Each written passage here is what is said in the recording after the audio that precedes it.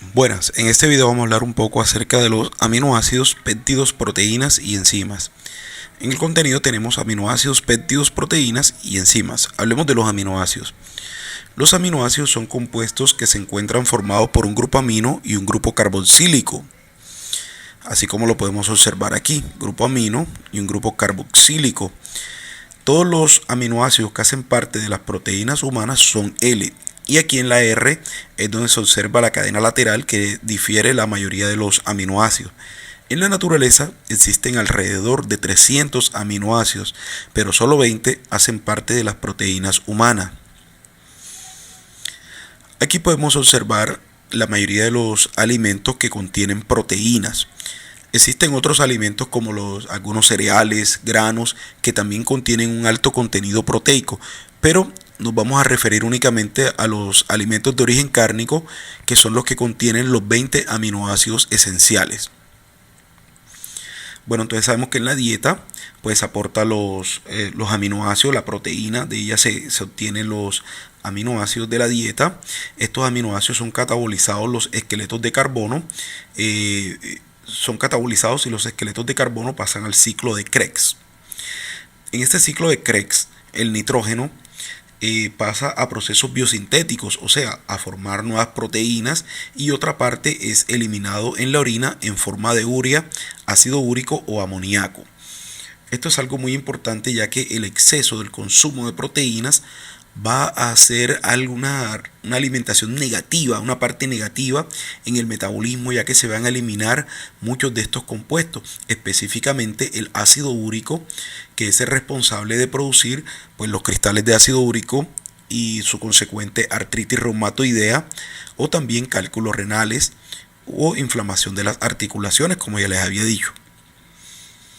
Aquí tenemos la codificación actual y la antigua de los aminoácidos. Entonces tenemos aquí, por ejemplo, ácido aspartico, la abreviatura de 3 letras es ASP, la abreviatura de una letra es la D, y aquí los codones que codifican para el ácido aspartico.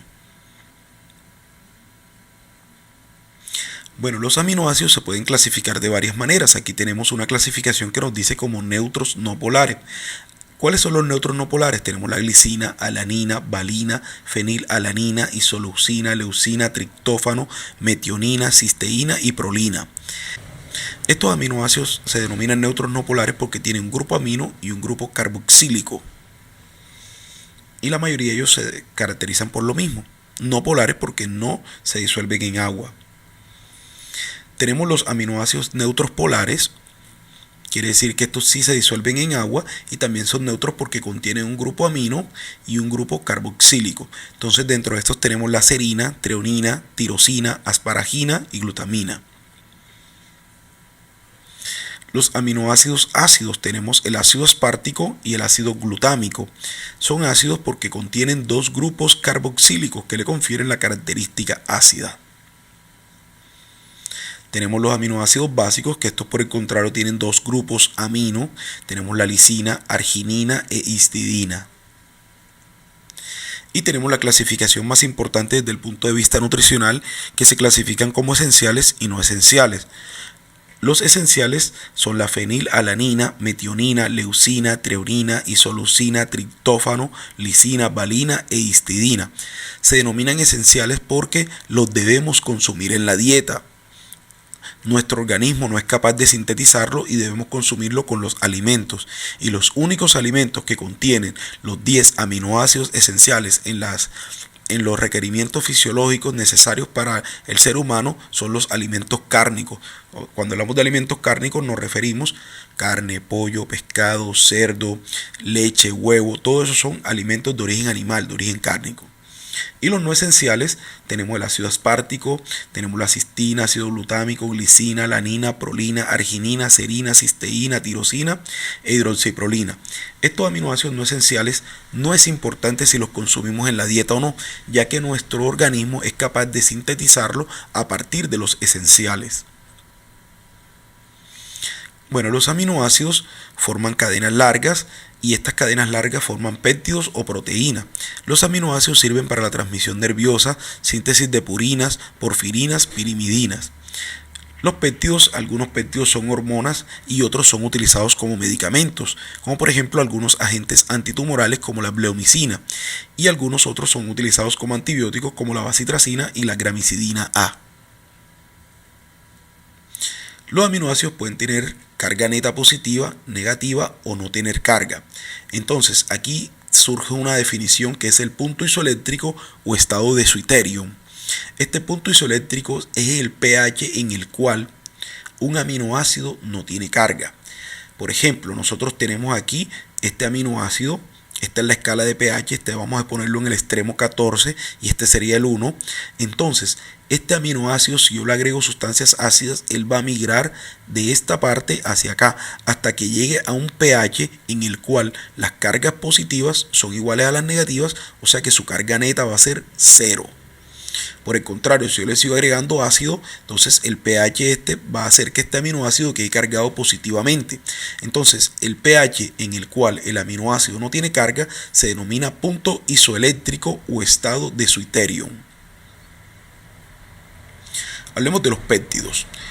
La unión de dos aminoácidos hasta 100 aminoácidos se llama péptido. Esto no es una camisa de fuerza, ya que muchos autores consideran que se considera proteína, incluso la unión de aminoácidos hasta 70 ya deja de ser péptido y se considera proteína para algunos autores. La definición que yo les traigo es la unión de 2 hasta 100 aminoácidos, ya se llama péptido, de ahí en adelante es proteína. Pero como les dije, algunos autores consideran que 70, 80 aminoácidos unidos ya se puede considerar una proteína. Si esta unión de dos aminoácidos supera los 100, ya es una proteína. ¿Y cómo se clasifican los péptidos? Bueno, si tenemos un aminoácido solo, no es un péptido, es un aminoácido. No es una proteína, es un aminoácido. Los oligopéptidos es la unión de 2 a 10 aminoácidos.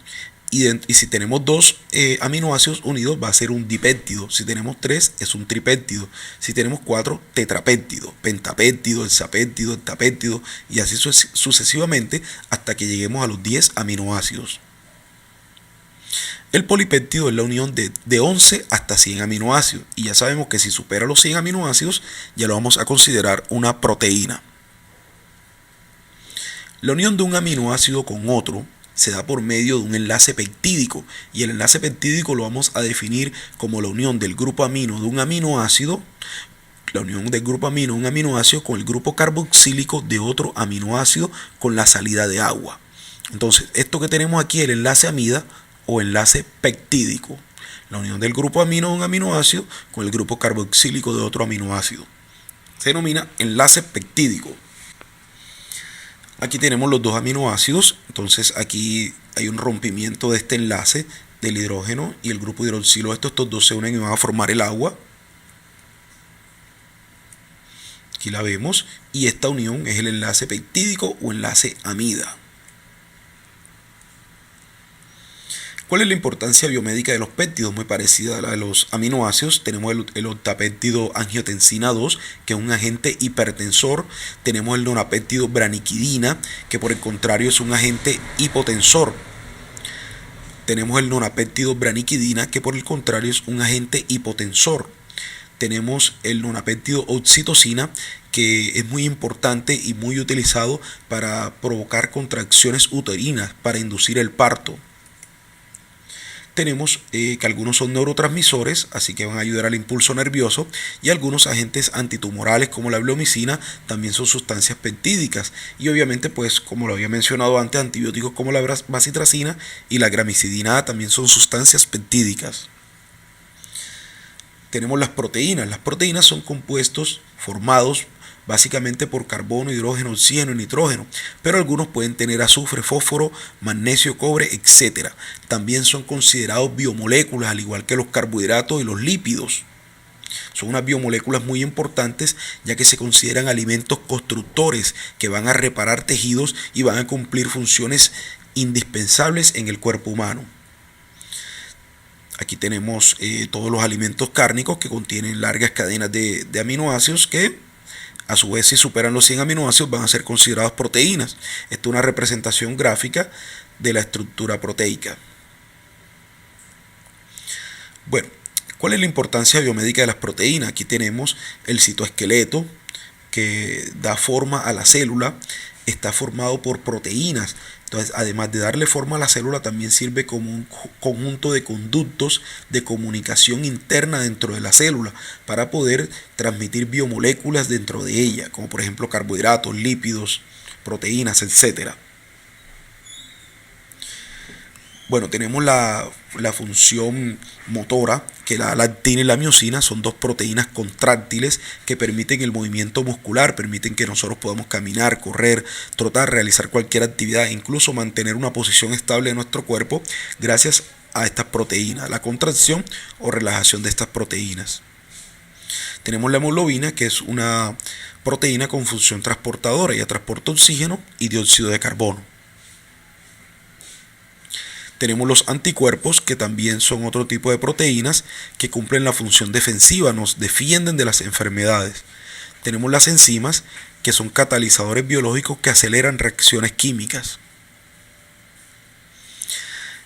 También tenemos los receptores de membrana, que son sustancias proteicas que permiten la comunicación intracelular.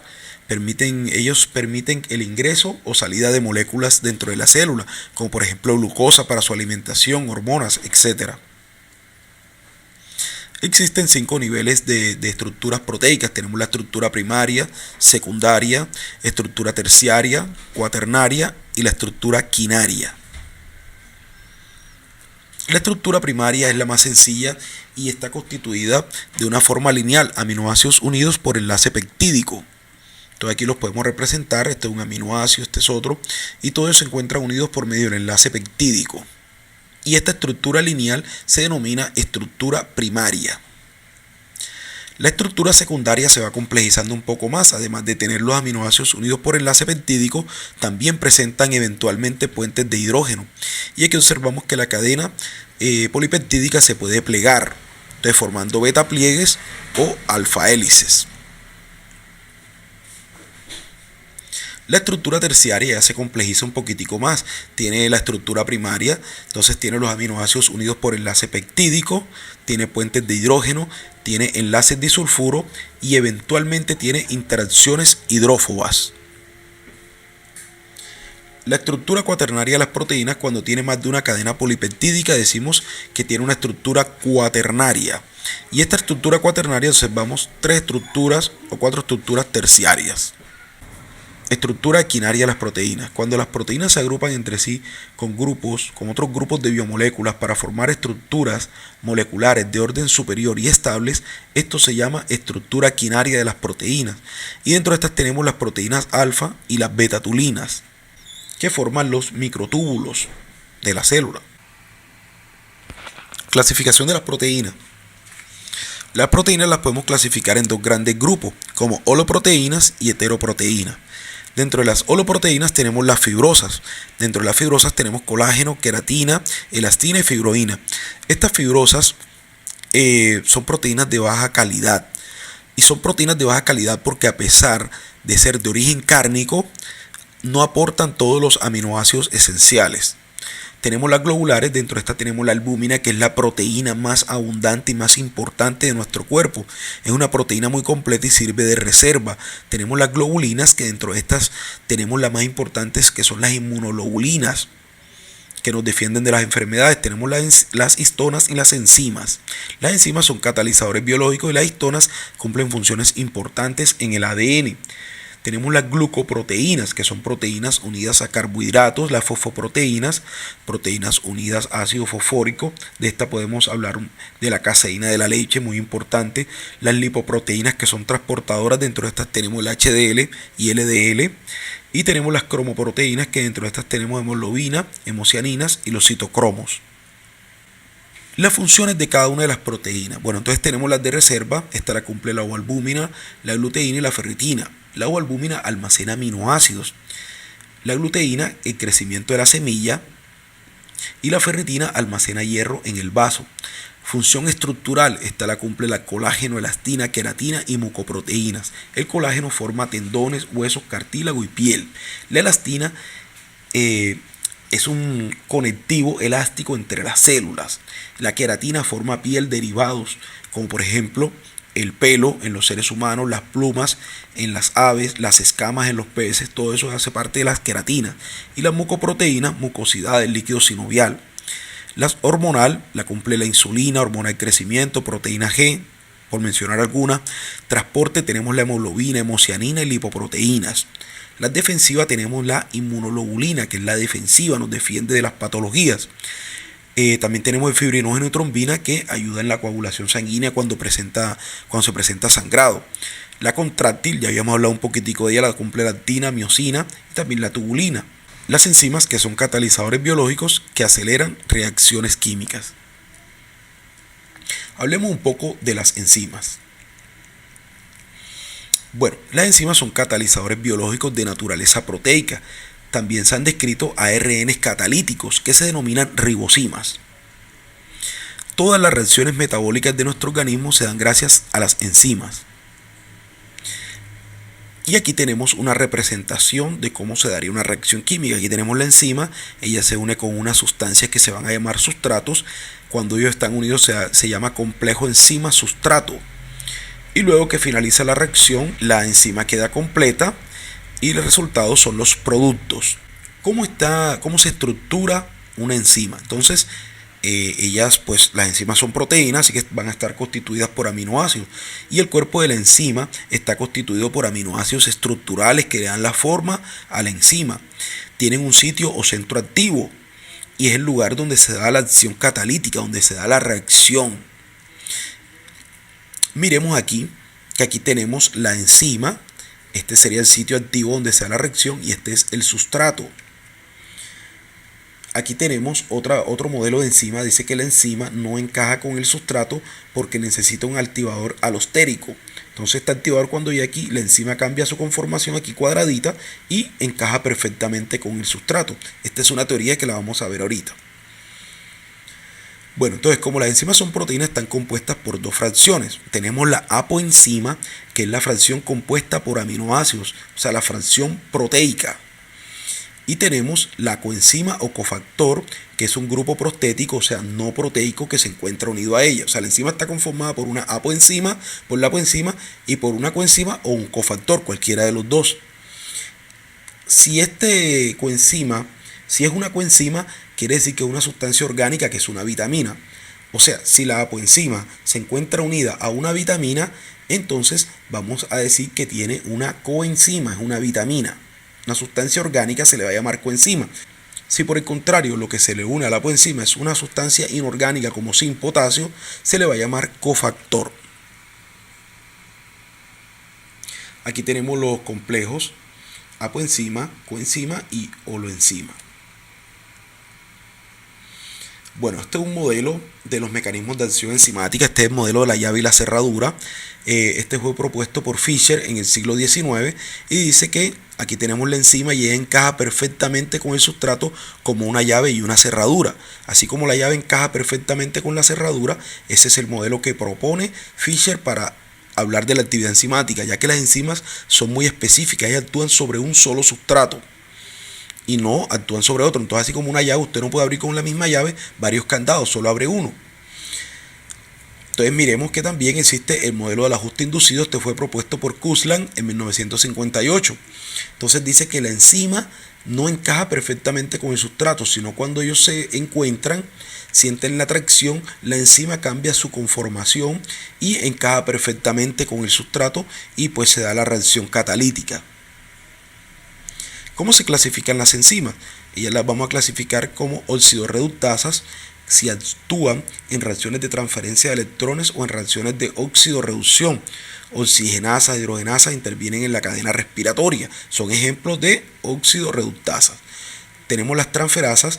Estas son enzimas que actúan en transferencia de grupos funcionales entre sustratos. Ejemplos de estas son las transaminasas, fosfotransferasas y las quinasas. Tenemos las hidrolasas, que actúan en reacciones de hidrólisis, frecuente en procesos digestivos. Tenemos la lipasa, glucosidasas, amidasas y fosfatasas. Tenemos las liasas, que actúan en reacciones de rotura, soldadura de sustratos sin acción del agua. Entonces dentro de estas tenemos las desaminasas y descarboxilasas. Las isomerasas transforman un sustrato en otro. isómero del primero, como por ejemplo la transformación de la fructosa en glucosa que se da dentro de nuestro organismo por medio de isomerasas. Tenemos las ligasas o sintetasas. Estas actúan en reacciones de unión de moléculas, necesitan ATP que suministra energía para este enlace. Bueno, ¿cómo se da la catálisis enzimática? La propiedad más importante que presentan las enzimas es la de acelerar las reacciones químicas, disminuyendo la energía de activación. Entonces, por ejemplo, aquí estamos viendo la misma reacción de dos maneras. Entonces, cuando la vemos con enzima, fíjense que necesita menor energía de activación para que se pueda dar. Y sin la enzima necesita una mayor cantidad de energía de activación para que se pueda dar la reacción. O sencillamente sin la enzima la reacción no se daría. Bueno, tenemos la catálisis enzimática, la ecuación de Michaelis-Menten. La ecuación de Michaelis-Menten ilustra en términos matemáticos la relación entre la velocidad inicial y la concentración de sustrato. Entonces, la constante de Michaelis-Menten es la concentración de sustrato a la cual la velocidad inicial es la mitad de la velocidad máxima, alcanzable a una concentración particular de la enzima. Eso lo podemos explicar aquí viendo esta grafiquita. Entonces, la mitad de la velocidad máxima es esta que está aquí en esta reacción. Esa es la constante de Michaelis-Menten. Bueno, ¿cómo actúan ciertas sustancias sobre las enzimas? Las enzimas todas, al ser proteínas, tienen un pH en el que actúan.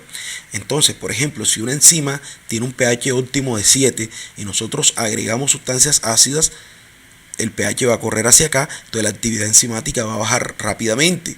O si aumentamos también el pH, lo mismo.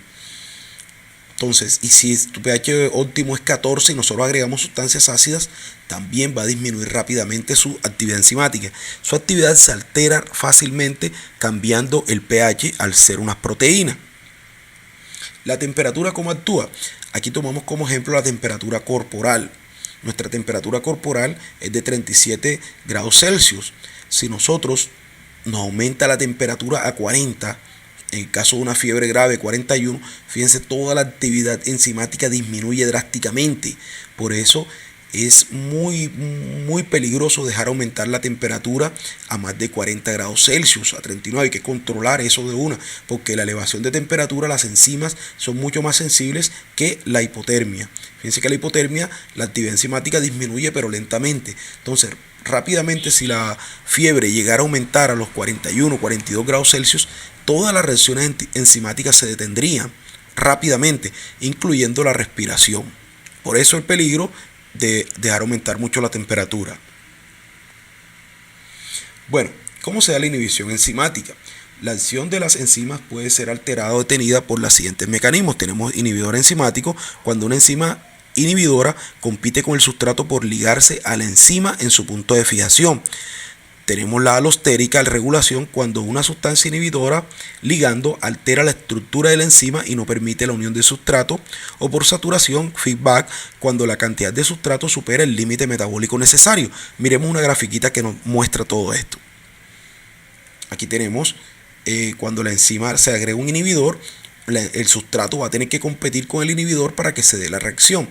Y si el inhibidor se une primero a la enzima, la reacción no se va a dar. Inhibición enzimática. Tenemos la inhibición alostérica, aquí tenemos el activador alostérico, en este caso se le agrega un activador, un ligando, en este caso que cambia la conformación de la enzima y esta no se va a encontrar con el sustrato y no se va a dar la reacción. Y tenemos por saturación, cuando hay alta concentración de sustrato y poca enzima, las enzimas se saturan y las reacciones no se van a dar. Bueno, aquí tenemos las proenzimas oximógenas. Son enzimas que se sintetizan en forma inactiva y que posteriormente son transformadas en forma activa por otras enzimas o por otras sustancias. Como por ejemplo tenemos la enzima activa, la quimotripsina, que su forma de enzimógeno es quimotripsinógeno y se produce en el páncreas. Tenemos la pexina, cuya forma de enzimógeno es el pexinógeno y se forma en el estómago. Tenemos la tripsina, su forma de enzimógeno es el tripsinógeno y se produce en el páncreas.